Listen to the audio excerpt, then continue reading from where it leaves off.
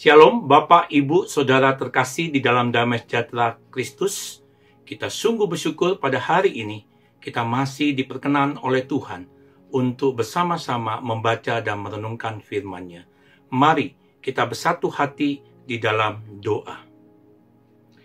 Bapa Surgawi yang penuh anugerah, kami sungguh memohon pimpinan Tuhan di dalam pembacaan dan perenungan firman-Mu, sehingga kami senantiasa diberikan kekuatan dan semangat yang terus diperbaharui di dalam kekuatan kasih karunia dan kebenaran firman-Mu.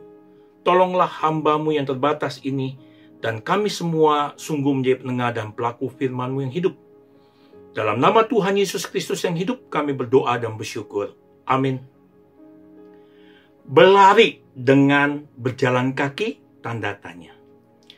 Yeremia pasal 12 ayat 5. Di dalam bacaan Yeremia pasal 12 ayat 1 sampai 6. Dikatakan, jika engkau telah berlari dengan orang berjalan kaki dan engkau telah dilelahkan, bagaimanakah engkau hendak berpacu melawan kuda? Dan jika di negeri yang damai engkau tidak merasa tentram, apakah yang akan kau perbuat di hutan belukar sungai Yordan? Bapak, Ibu, Saudara terkasih, adalah manusiawi bila kita kecewa dan sedih ketika menyadari adanya sikap jahat orang-orang sekitar kehidupan kita, atau saat membandingkan hidup ini dengan orang fasik atau tidak benar yang hidupnya jauh lebih baik dari diri kita. Mengapa kepada orang yang tidak benar, tidak setia, bahkan perusak lingkungan, sepertinya diberikan kemakmuran sampai keturunannya? Orang yang setia dan sekuat apapun di dalam diri kita mengikuti jalan Tuhan, ada kemungkinan kita dapat tergoncang dan membuat kita tidak memiliki semangat hidup. Bagaimana saat kita selaku orang percaya yang setia kepada Allah mengalami kekecewaan dan kesedihan dalam menghadapi pergumulan hidup yang semakin berat, khususnya di tengah pandemi ini, tetap memiliki semangat hidup, diberi kekuatan dan kedamaian untuk menghadapinya. Bapak, Ibu, Saudara terkasih, pada bacaan kita sebelumnya, Yeremia pasal 11, kita melihat konteks seorang nabi yang bernama Yeremia bukan hanya dibenci oleh banyak orang karena nubuatnya yang benar dari Allah, tetapi juga oleh orang-orang sedaerahnya. Dikatakan ada yang namanya Anatot. Bahkan kaum keluarganya sendiri. Mungkin sekali mereka tidak senang bahwa Yeremia mendukung tindakan pembaharuan yang Raja Yehuda Yosia pada saat itu lakukan. Mereka bahkan sampai berniat jahat. Semula Yeremia tidak menyadari sikap jahat orang-orang sekitarnya kalau Tuhan tidak membukakannya kepadanya. Pasal 11 ayat 18-19. Seorang diri Yeremia kecewa dan sedih ketika menyadari hal tersebut. Bahkan berbalik mempertanyakan keadilan Allah terhadap dirinya. Seorang yang setia dan kuat dalam diri seorang Yeremia pun ternyata tergoncang juga oleh kejadian tersebut. Yeremia mengajukan pergumulan manusiawinya lebih lanjut demi memahami aspek keadilan tindakan Allah. Mengapa kepada orang yang tidak benar, tidak setia, perusak lingkungan, sepertinya tidak diberi kebahagiaan sampai keturunannya? Bagi Yeremia, mereka pantas dihukum karena mereka lah biang keladi kerusakan umat. Jawab Tuhan menantang Yeremia untuk bersikap dewasa dan teguh dalam panggilannya.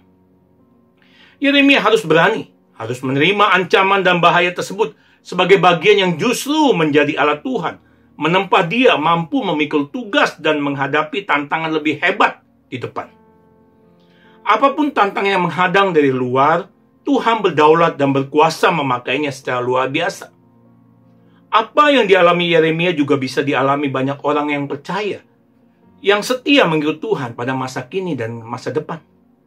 Bapak, Ibu, Saudara terkasih, kita dapat belajar dari seorang Nabi Yeremia yang mengakui siapa dirinya di hadapan Allah, maka dengan penuh kerendahan hati ia datang kepada Allah yang benar. Yeremia tahu kepada siapa mengadukan keluhannya tentang keadilan Allah, dan ia pun menyadari siapa dirinya yang tidak layak sedikit pun untuk mempertanyakan keadilan Tuhan.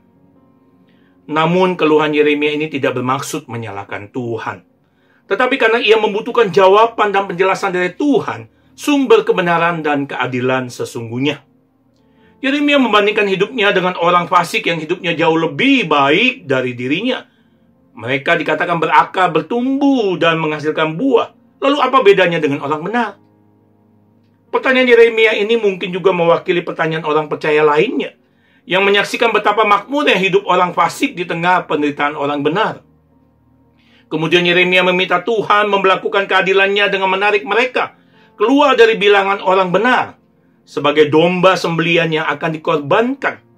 Karena Yeremia tak tahan melihat negeri yang hampa dan segala ciptaan Tuhan musnah karena kejahatan mereka. Lalu bagaimana Tuhan menanggapinya? Bapak, Ibu, Saudara terkasih, marilah kita perhatikan ayat 5 yang kita baca tadi.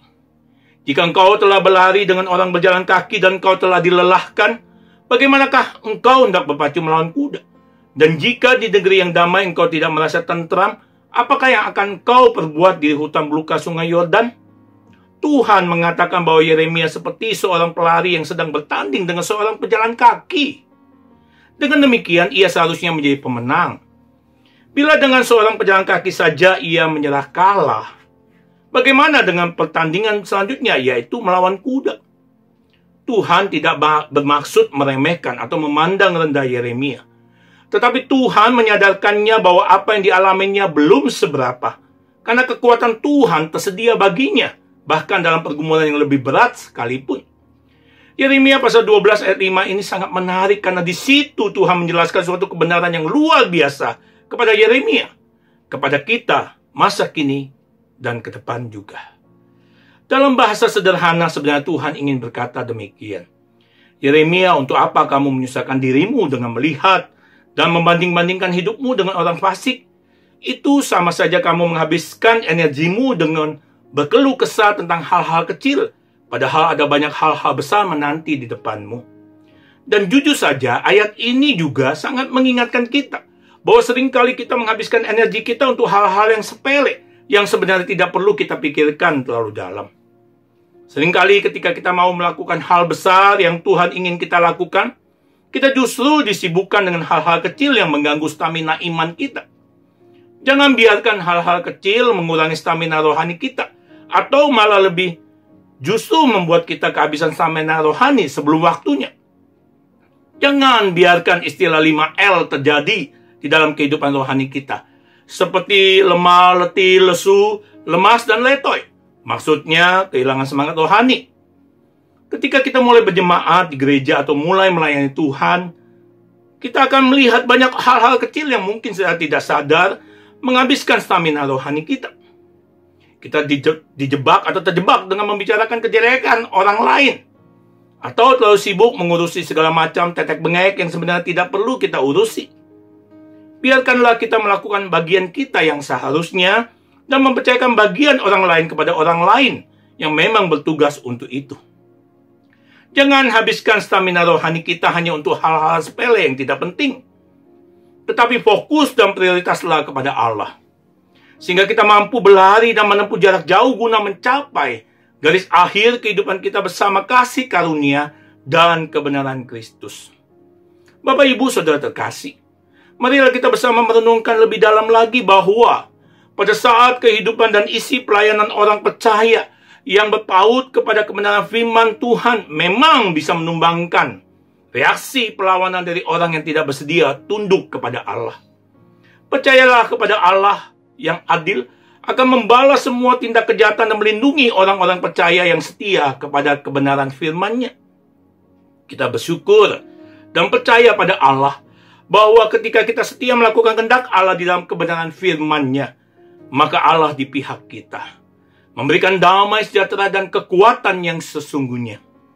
Refleksi bagi kita, Tuhan sesungguhnya tidak pernah mengecewakan orang percaya yang setia kepadanya, yang sungguh datang kepadanya dengan kemurnian hati.